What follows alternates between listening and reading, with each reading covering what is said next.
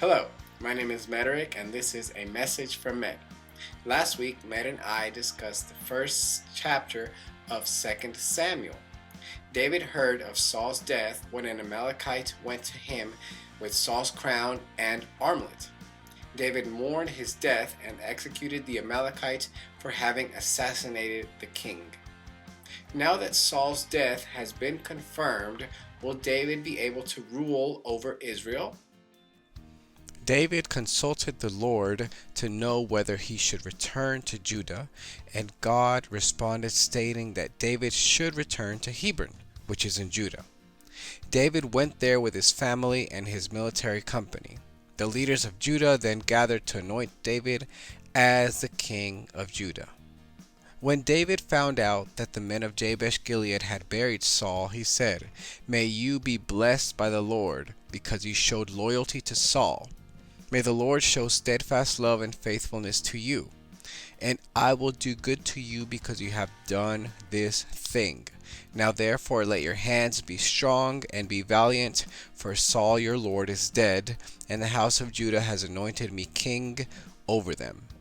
Abner, son of Ner, who was the commander of Saul's army, took Ishbosheth, son of Saul, and named him king over all of Israel. Ishbosheth was the king over Israel for 2 years. They established themselves in Mahanaim, which is located in the northeast part of Israel, far from the river Jordan. David, on the other hand, was king over the tribe of Judah, and he reigned in Hebron, which was located in the southwest portion of the Israelite territory, for 7 years and 6 months. Abner was Saul's cousin, so this act represented a desire to maintain power. There had been no previous mention of Ishbosheth until now, and the author of 1 Samuel had stated that Saul and his sons had died in the most recent battle against the Philistines. It is possible that Ishbosheth was an illegitimate son of Saul. Abner and Joab went and faced each other at the pool of Gibeon, and Abner said to Joab, "Let the young men arise and compete before us." Gibeon was located in the southern part of the Israelite territory, so Abner had to travel a large distance to get from Mahanaim to Gibeon. Abner and Joab's groups sent 12 representatives each, and each caught his opponent by the head and thrust his sword in his opponent's side, so they fell down together. All fell dead at the same time, and they called the place Helkath Hazarim, which means field of the sword edges. Abner and the Israelites were defeated by David's men, which included Joab, Abishai, and Asahel, sons of Zeruiah, David's sister. Asahel, who was very fast and ran like a gazelle, pursued Abner. Abner warned him, saying, "Turn aside from following me. Why should I strike you to the ground? How then could I lift up my face to your brother Joab?"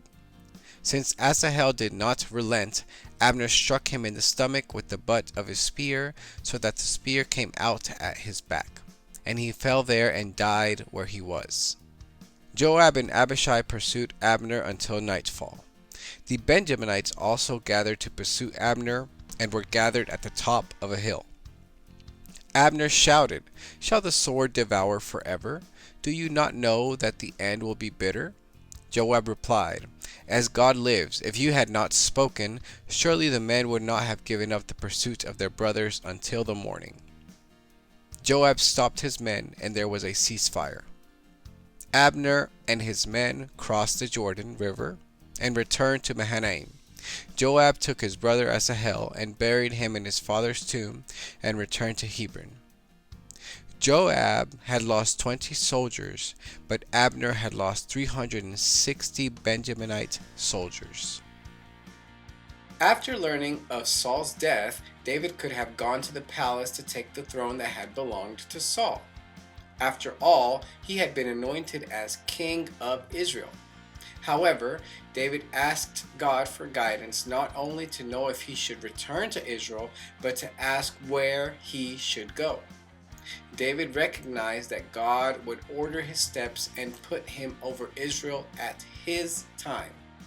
We see the opposite with Abner, who manifested another terrible consequence resulting from Saul's failure to recognize that his time as king of Israel had ended.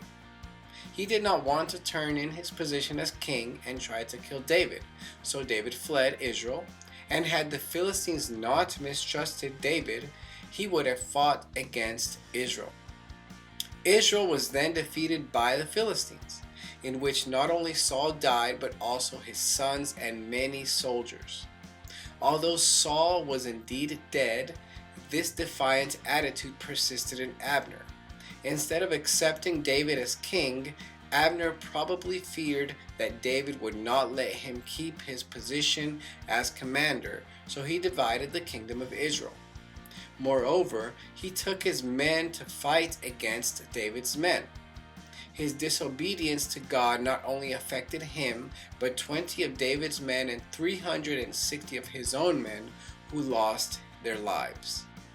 Whether our time is just beginning or ending, we must trust God and allow Him to work. Solomon, David's son, said, "God has made everything beautiful in its time. There is a time for every matter and for every work." How will we know when it is time to begin and when it is time to end? We must follow David's example and consult with God. This is why Solomon, the wisest man in the world, concluded the book of Ecclesiastes with this statement: "The end of the matter. All has been heard. Fear God and keep His commandments, for this is the whole duty of man. For God will bring every deed to judgment, with every secret thing, whether good or evil." Thank you. God bless.